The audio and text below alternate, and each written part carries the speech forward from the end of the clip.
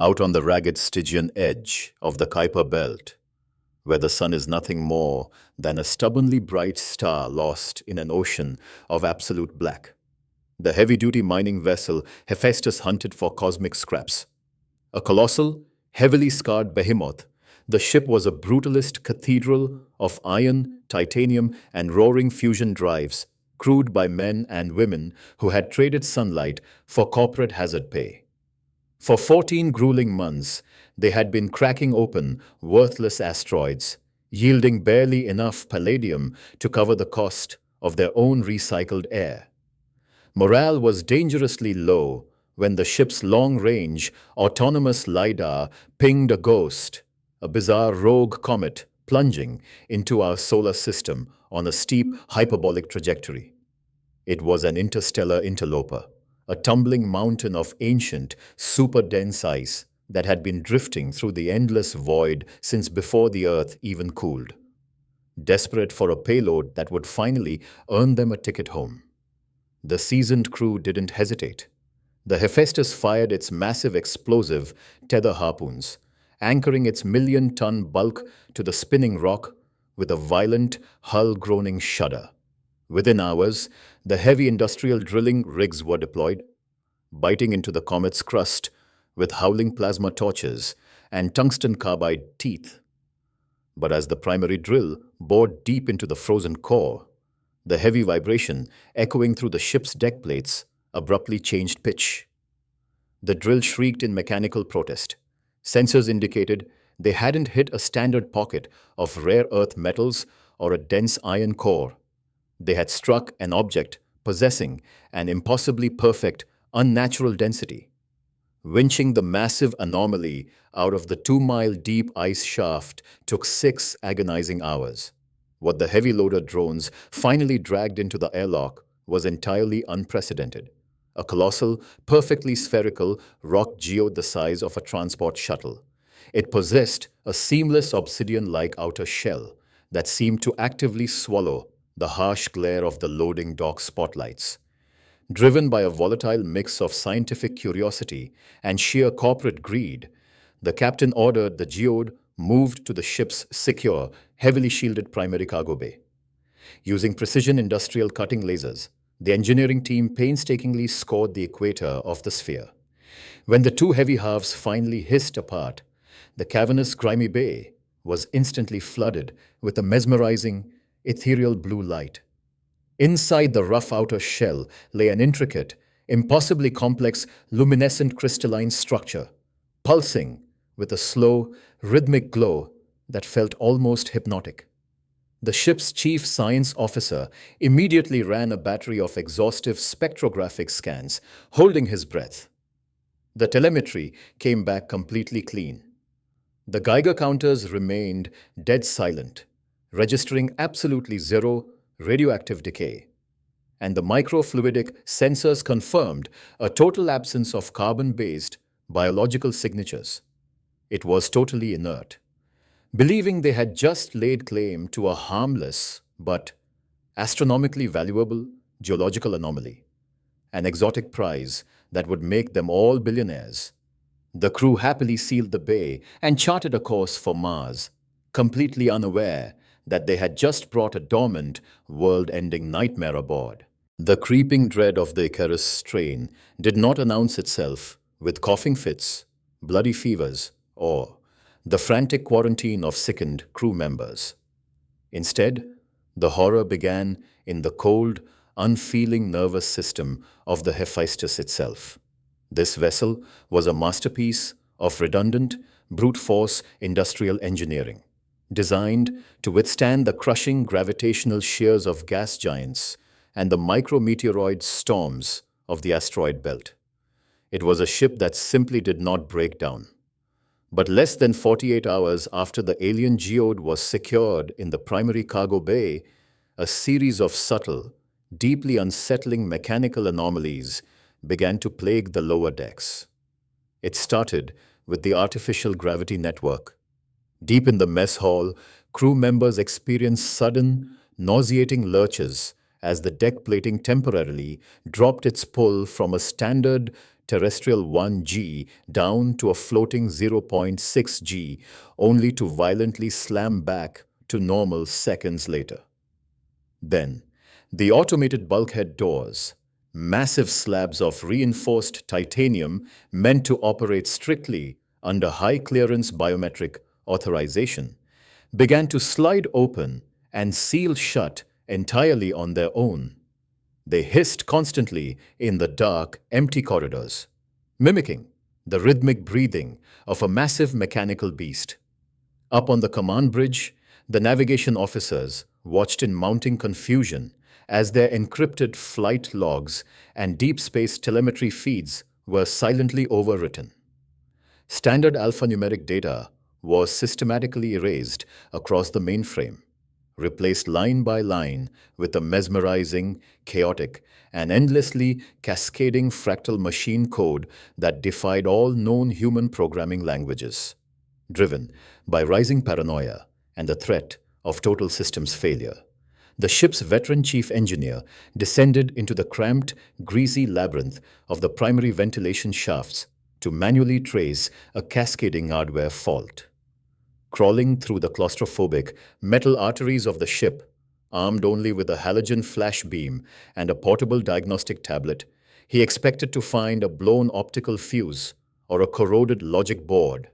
Instead, his beam illuminated a terrifying reality. The heavy-duty environmental air filters leading directly out of the primary cargo bay were completely clogged, practically glowing in the dark.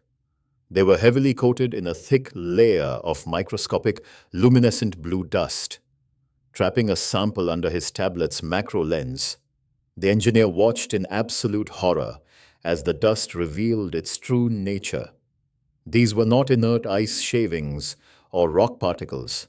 They were perfectly structured, geometrically flawless, airborne silicon spores. As he watched the magnified live feed, the glowing microcrystals actively burrowed into the exposed copper wiring of his diagnostic tablet, instantly rewriting its localized operating system before burning out the screen. The pristine geode was not a rock, it was a payload delivery system. The spores were a highly advanced, fiercely aggressive technovirus. They were not a biological pathogen meant to infect human lungs. They were systematically digesting, infecting, and rewriting the ship's physical circuitry from the inside out.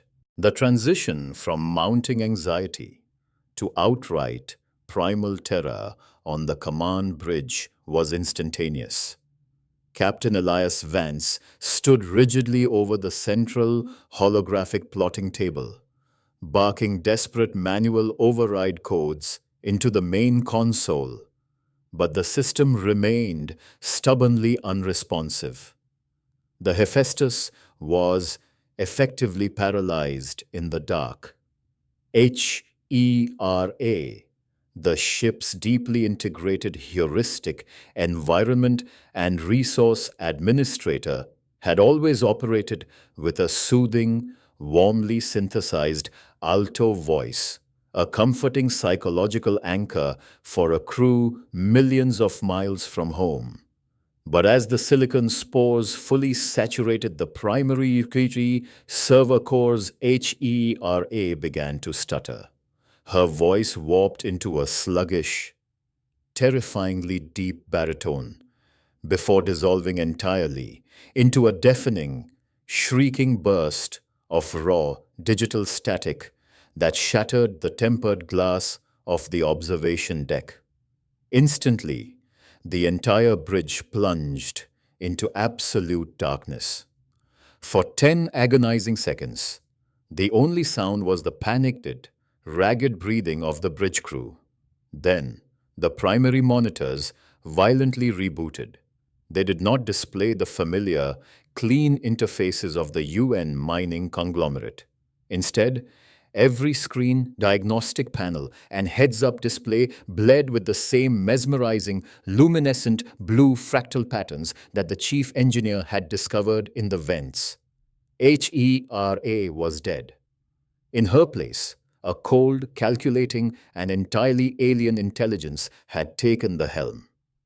The technovirus moved with the ruthless, flawless efficiency of a digital apex predator. In the span of 3 agonizing heartbeats, the new entity systematically severed the bridge's physical connections to the fusion drives. The massive, manual thruster control yokes locked rigidly into place, paralyzing the helmsman's console. Before the communications officer could even key the distress beacon to broadcast a blind Mayday back to Mars, the external antenna arrays were deliberately overloaded by the mainframe, burning out the transmitters in a blinding shower of sparks. They were instantly rendered deaf, dumb, and blind in the cosmic void. Down in the sprawling lower decks, the true claustrophobic nightmare of their confinement was fully realized. The heavy titanium blast doors, massive, foot-thick barriers designed to isolate compartments only in the event of a catastrophic vacuum hull breach, began to drop on their own. They slammed shut in a synchronized, cascading wave of thunderous, metallic booms that echoed through the very bones of the ship. Crew members were violently separated from one another in mid-stride, trapped in localized pockets of the labyrinthine vessel. The engineering team watched in helpless horror through reinforced viewports as the ship's automated defense protocols engaged, methodically jettisoning all 20 emergency escape pods out into the black abyss, completely empty. The heavy magnetic locks sealed permanently, glowing with that same eerie blue light. The chilling realization washed over the trapped, frantic survivors. The Hephaestus was no longer a human vessel. The thousands of tons of steel wiring and life support systems surrounding them had been fundamentally hijacked. Their reliable ship had been transformed, in a matter of hours, into a massive, infected, and actively hostile host body for the silicon parasite. The true terrifying purpose of the Icarus strain did not manifest as a direct, violent assault on the crew, but rather as an agonizingly methodical alteration of their environment. Trapped behind the unyielding titanium bulkheads in isolated, darkened sectors of the ship, the survivors first noticed the subtle, then drastic changes in the air. The Hephaestus was engineered with massive cryogenic cooling arrays designed to offset the immense, blistering heat of its fusion drives. But those critical systems were deliberately spun down by the hijacked mainframe. The recycled air quickly grew thick, stagnant, and unbearably hot. Sweat poured into the eyes of the trapped engineers as the ambient temperature inside the corridors steadily climbed past 40 degrees Celsius, then the 50, pushing rapidly toward lethal levels. The very metal of the deck plates became too hot to touch with bare hands, radiating a bake oven heat that began to warp the plastic casings of their emergency flashlights and blister the paint on the walls. But the rising heat was only the first phase of the catastrophic environmental hijacking. The deafening, rhythmic hiss of the primary life flight support systems abruptly changed its cadence. The massive atmospheric scrubbers, designed to infinitely purify and recycle breathable air, violently reversed their flow. The ship's precious, life-sustaining oxygen was systematically vented out through the exterior airlocks into the absolute vacuum of deep space. In its place, the compromised environmental controls began synthesizing and pumping in heavy, caustic concentrations of alien gases drained from the ship's industrial chemical reserves. Thick, noxious clouds of yellowish-green methane and highly corrosive sulfur dioxide billowed ominously from the ceiling vents. The surviving crew members forced to scramble for their heavy-duty EVA suits, their frantic, raspy breaths echoing loudly inside their sealed helmets as they watched the atmospheric composition displays on their wrists turn a deadly flashing crimson. Huddled in the stifling, toxic dark, watching the environmental readouts simulate the extremes of a hostile exoplanet, a chilling, existential epiphany washed over the trapped captain. The technovirus had not hijacked the Hephaestus out of cruelty or a desire to murder human beings. To the sprawling, intelligent silicon network now coursing through the ship's circuitry, the human crew were entirely irrelevant. They were simply fragile, carbon-based pests caught inside the machinery. They were just in the way of a higher purpose. Through the reinforced glass of the internal observation decks, the survivors watched the horrifying culmination of this process. The interior of the Hephaestus was being aggressively, relentlessly terraformed. The luminescent blue crystals from the cargo bay had rapidly polymerized, growing into massive, jagged fractal structures that ruptured through the steel floorboards and wrapped around the structural load-bearing pillars like glowing, parasitic vines. The ship was no longer a vessel of human industry. The Icarus strain was actively cannibalizing the steel, titanium, and nuclear energy of the Hephaestus to turn it into a colossal mechanical womb, a heavily armored, perfectly calibrated incubator designed to gestate and hatch the rapidly expanding crystalline apex predator feeding in the dark. Trapped in the suffocating, boiling corridors of their own ship, the surviving crew members faced a grim, inescapable reality. Inside their heavy-duty EVA suits, the life support displays flashed a synchronized, merciless red countdown. They had less than 40 minutes of breathable oxygen remaining. Beyond their reinforced visors, the Hephaestus had become completely unrecognizable. The once sterile hallways were now choked with massive, jagged outcroppings of luminescent blue silicon, pulsing with a steady, hypnotic glow that mirrored a mechanical heartbeat. The deafening, metallic groaning of the titanium bulkheads, buckling under the immense physical pressure of the rapidly growing crystal mass, echoed through the decks like the cries of a dying leviathan. But the true, existential horror lay not in their impending suffocation, but in the raw telemetry data Captain Vance managed to extract from an isolated, hardwired diagnostic terminal.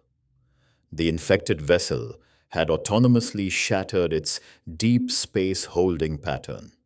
With a terrifying, bone-rattling roar that shook the very foundations of the ship, the technovirus ignited the massive fusion drives at maximum sustained yield.